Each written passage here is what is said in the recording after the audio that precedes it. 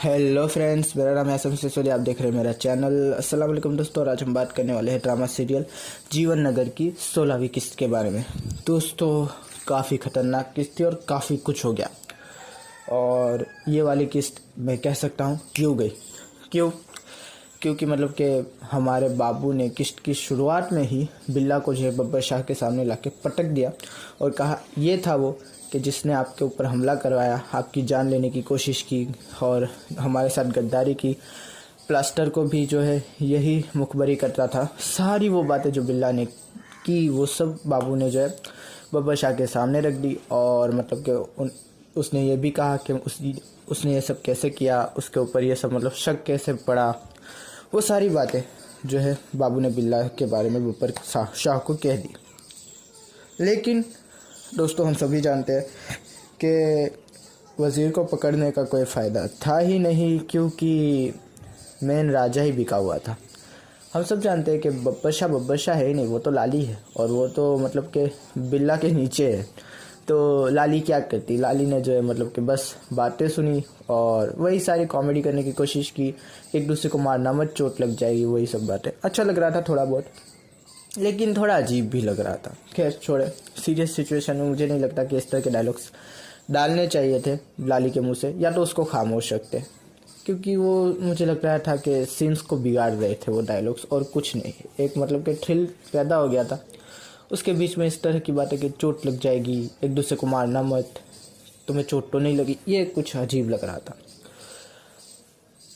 बिल्ला की बात करें तो बिल्ला ने फिर जो मतलब गुलाटी मारी। वो तो मतलब ऐसे बैठा हुआ था जैसे उसके साथ कुछ हुआ ही नहीं। और जाहिर सी बात है, क्योंकि मेन राजा ही जब बिका हुआ है तो उसको सज़ा कौन देगा।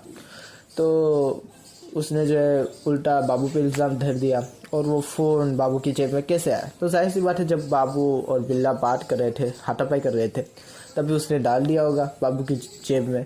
और दोस्तों, यहाँ पर मैं एक बात आपको क्लियर कर दूँ कि बिल्कुल भी लॉजिक को दरकिनार कर दीजिएगा यहाँ पर। इसलिए नहीं क्योंकि ये ड्रामा ही ऐसा है, ड्रामा बिल्कुल लॉजिकल है, लेकिन सिचुएशन भी आपको देखनी पड़ेगी कि सामने लाली है, बब्बर शाह नहीं। लाली खुद एक पपेट है बिल्ला का, तो वो बिल्ला की ही बात सुनेगी। तो यहाँ पर ये सारे लॉजिक आप ना लगाइएगा कि मतलब लाली ने क्यों भरोसा कर लिया, लाली ने ऐसा क्यों किया। मतलब कि अगर बाबू को ये सब करना ही होता तो वो बहुत पहले कर चुका था। ये वो उन सब का कोई मतलब नहीं, क्योंकि मेन राजा ही बिका हुआ है, तो वो इन सब बारे में क्यों सोचेगा। वो तो वही करेगा ना जो बिल्ला कहेगा। और दूसरी बात कि जीवन नगर वालों का इतना दिमाग है नहीं, और हमारे बेचारे बग्घा का भी इतना दिमाग है नहीं, जो कि हम सब जानते हैं कि वो ये सब सोचे कि बाबू ऐसा नहीं कर सकता। और बाबू की जेब में फ़ोन कैसे आ गया। अगर बाबू की जेब में ही फ़ोन था तो वो मतलब कि लिस्ट लेकर क्यों आया, वो फ़ोन घर पर भी तो छोड़ के आ सकता था। और फिर वो बात के फ़ोन जो है वो मैं तो इसकी मतलब बीवी के लिए लेके आने वाला था। तो भाई तुम तो बहुत पहले से ही जो है मतलब कि फ़ोन पे बातें कर रहे थे, और वो जब लिस्ट आई होगी तो उसमें भी लिखा हुआ होगा कि मतलब कितने पुराने टाइम से तुम जो है प्लस्टर को मुखबरी कर रहे थे। और ये जो फ़ोन की बात है ये तो चंद दिनों पहले हुई थी। तो ये सारी आप रामायण यहाँ पर ना सोचें, क्योंकि जाहिर सी बात है जब मेन इंसान ही बिका हुआ है तो लॉजिक कैसा और मतलब उसको साबित करना कैसा।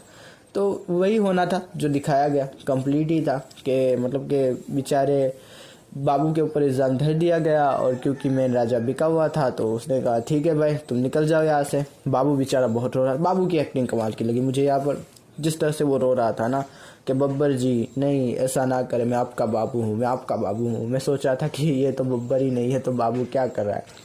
और फिर जब बब्बर ने यूँ आंखें दिखाई ना, बब्बर ने थोड़ी, हमारी लाली ने यूँ आंखें दिखाई हाथों के पीछे से, तभी उसे वो बुरखे वाला सीन याद आया और वो सब समझ गया। अच्छा, ये मुझे बड़ा अच्छा लगा कि बाबू मतलब कि इतनी ज़्यादा प्रॉब्लम में भी अपना दिमाग चलवा रहा है, और सिर्फ आंखों पर से वो पहचान गया। अच्छा, वो काफ़ी पहले भी पहचान सकता था, लेकिन वो बाबू ने कह दिया था कि बदला लेने की इतनी मतलब चाहत थी उससे कि उसके आंखों पे एक पट्टी बन गई थी, जिसकी वजह से वो कुछ भी नहीं देख पा रहा था। लेकिन क्योंकि अब वो कहते हैं ना कि जब पड़ती है तभी इंसान को जो है बुद्धि आती है, तो बाबू को भी वो बुद्धि आ गई जब उसके ऊपर पड़ी। उसको जीवन नगर से निकाल दिया गया गद्दार साबित करके। तो उसने देखा कि ये तो बब्बर शाह है ही नहीं, फिर वो मतलब कि उसने रोना धोना छोड़ दिया और चुपचाप वहाँ से निकल गया।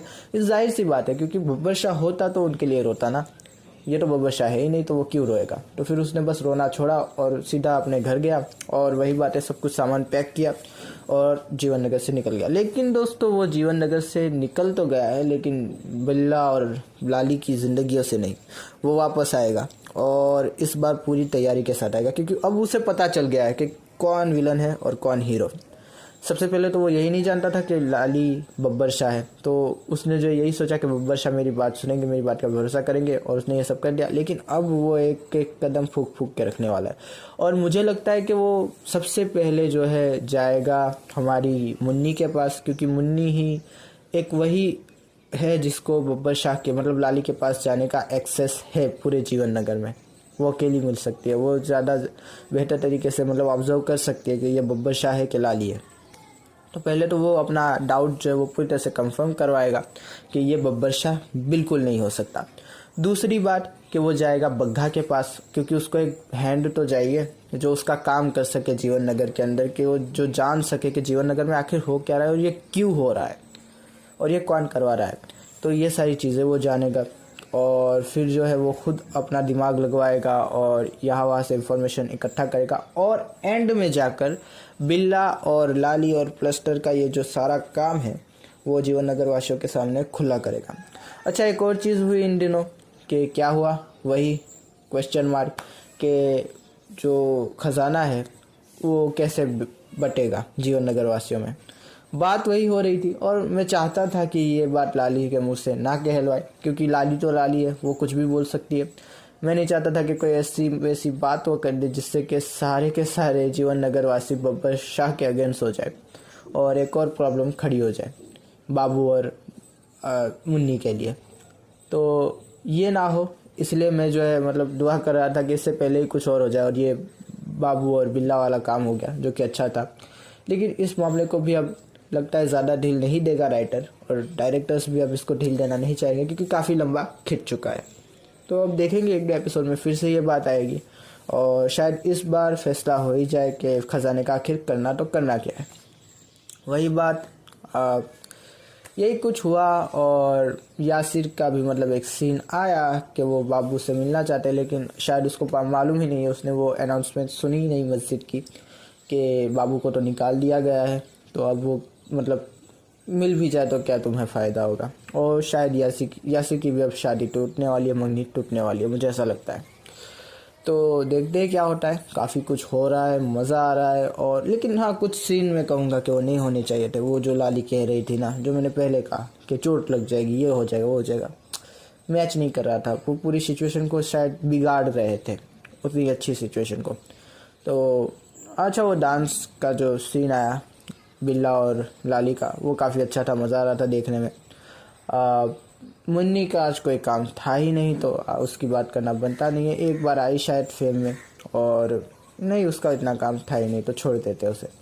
आशा करता हूँ आपको ये वीडियो पसंद आया होगा। अगर पसंद आया हो तो लाइक कीजिए, सब्सक्राइब कीजिए और शेयर भी कीजिए दोस्तों। अगर ज़्यादा पसंद आया हो तो कमेंट भी कीजिए। खुदा हाफिज़, अपना ध्यान रखिएगा। Thank you.